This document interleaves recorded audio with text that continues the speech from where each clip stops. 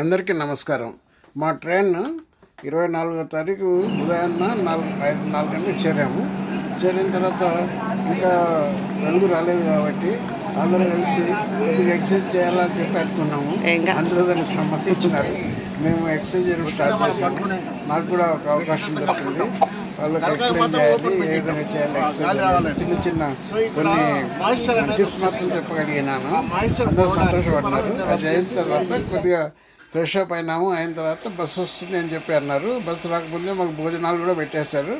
ఇక దాని తర్వాత బస్సు వచ్చింది. బస్సు స్టార్ట్ అయింది రామేశ్వరం నుంచి రామేశ్వరం దాకా. ఇది పాంబాన్ బ్రిడ్జ్ మనం చూస్తున్న చాలా బ్రహ్మాండ పాంబాన్ బ్రిడ్జ్ ఇది. అందరూ చూడదగిన బ్రిడ్జ్ ఇది. దాని తర్వాత అబ్దుల్ కలాం గారి మెమోరియల్ ఒకటి ఉంది, అక్కడ కూడా చూసినాము. ఆన్ ద వే చూసుకుంటూ పోయాము. అందరూ సెల్యూట్ చేసాము, మన ప్రైమ్ మినిస్టర్ కదా. ఇక్కడ నుంచి రామేశ్వరం చేరినాము. చేరిన తర్వాత రూమ్ తీసుకున్నాము. రూమ్ తీసుకున్న తర్వాత ఫస్ట్ ఏమో అగ్నితీర్థం వెళ్ళాలి అని చెప్పి అన్నారు. అగ్నితీర్థం వెళ్ళాము. దాని తర్వాత ఇది నార్త్ గోపురం, అక్కడి నుంచి చాలా దగ్గర అవుతుంది. దాని తర్వాత ఈస్ట్ గోపురం సైడ్ మనం వెళ్తే అక్కడి నుంచి ఈ 22 తీర్థాలు ఏవైతే ఉన్నాయో బావులు, అక్కడి నుంచి దర్శనం చేసుకోవచ్చు అని చెప్పి అన్నారు. సరే అది కూడా చేద్దామని చెప్పేసి అందరం ఒప్పుకొని ఒక్కొక్క మనిషికి టికెట్ తీసుకున్నాము. 25 రూపీస్ పర్ హెడ్ లాగా. అది వాళ్ళు ఏం చేస్తారంటే, కొంతమంది ఆల్రెడీ ఉంటారు అక్కడ బావుల దగ్గర. వాళ్ళు ఏం చేస్తారు, మనల్ని అక్కడ వచ్చిన తర్వాత చిన్న చిన్న బకెట్లతో నీళ్లు వేస్తూ ఉంటారు, ప్రోక్షణవాత చేస్తుంటారు. అయితే కొంతమంది ఏం చేస్తారు, అక్కడ ఉండేటోళ్ళు డబ్బులు ఇస్తే వాళ్ళ కోసం సపరేట్గా తీసుకుని పోయి ఎక్కువసేపు చేపిస్తారు.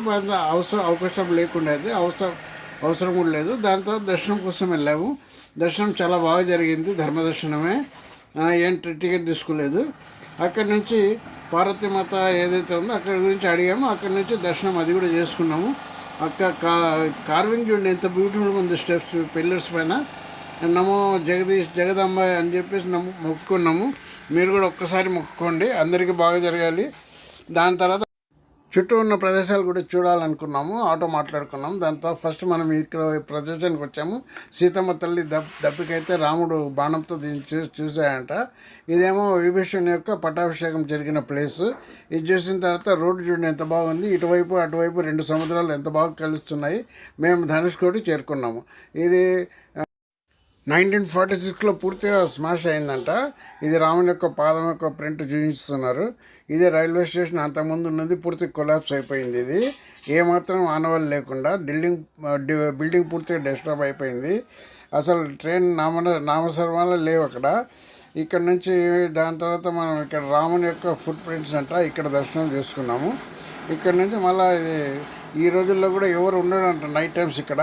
ఇది చూసిన తర్వాత ఇక్కడ చూడండి ఎంత బాగుంది, పీకాక్ ఒకటి వచ్చి నిలబడింది ఇక్కడ చూసినాము. అక్కడ నుంచి కొంచెం ముందుకు పోతే స్తూపం ఒకటి కనిపించింది. ఇది మాన్యుమెంట్, చాలా బ్రహ్మాండంగా ఉంది. దీనికి మేము అందరం కలిసి సెల్యూట్ చేసుకున్నాము. జై భారత్ అనుకుంటా. దాంతో బే ఆఫ్ బెంగాల్ యొక్క సముద్రం చాలా బాగుంది. తర్వాత ఎదురుగా కూడా ఉంది. అదే ఆ పక్కన ఉన్న సముద్రం శాంతంగా ఉంది. ఇటువైపు శాంతంగా ఉన్నప్పుడు అటువైపు ఉద్రిక్తంగా ఉంటుందంట. ఇక్కడ శాంతంగా ఉన్నప్పుడు అటువైపు ఉద్రిక్తంగా ఉంటుందంట. ఇది విచిత్రం అనిపిస్తుంది కదా. సరే కొంతసేపు సేద తీరాలని చెప్పి అందరం కలిసి నీళ్ళలో ఆడుకున్నాం. చాలా అయిన తర్వాత ఇక్కడ నుంచి మళ్ళీ మేము బయలుదేరాలనుకున్నాము. ఆటో డ్రైవర్ కూడా అన్నారు సాయంత్రం అయింది బంద్ చేస్తారని. సో అక్కడి నుంచి అబ్దుల్ కలాం యొక్క ఇంటికి చేరాము. అంటే ఇప్పుడున్న పాత ఇల్లు, దాన్ని మళ్ళీ రెన్యూడ్ చేశారు. అది కూడా చూసుకున్నాము. చూసిన తర్వాత ఒక ఫోటోగ్రాఫ్ తీసుకున్నాము జ్ఞాపకం. 25న ఉదయాన్నే 4 గంటలకు లేసాము. మేము స్ఫటికలింగం చూడాలనుకున్నాము.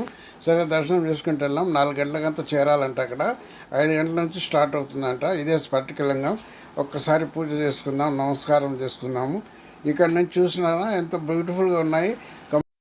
12వ శతాబ్దంలో ఇలాంటి కట్టడం కట్టాలంటే చాలా అరుదైన విషయం. ఇది 1212 పిల్లర్స్ వేశారంట. సరే ఫ్రెండ్స్, ఇంతటితో ముగిస్తున్నాము. ఒక్కసారి మనం నెక్స్ట్ లైక్ చేయండి. నెక్స్ట్ మేము మీనాక్షి టెంపుల్ వెళ్ళాలి. నన్ను సపోర్ట్ చేస్తూ ఉండాలి. షేర్ చేయండి. మీ అందరి ఫ్రెండ్స్ కూడా సబ్స్క్రైబ్ చేయండి, వాళ్ళకు కూడా ఇది ఉపయోగపడుతుందో ఏమో. ఈ బెల్ కనిపిస్తున్న దీనికి ఐకాన్ని ప్రెస్ చేయండి ఒకసారి. So thank you for watching me, calling me, joining me. Will see again.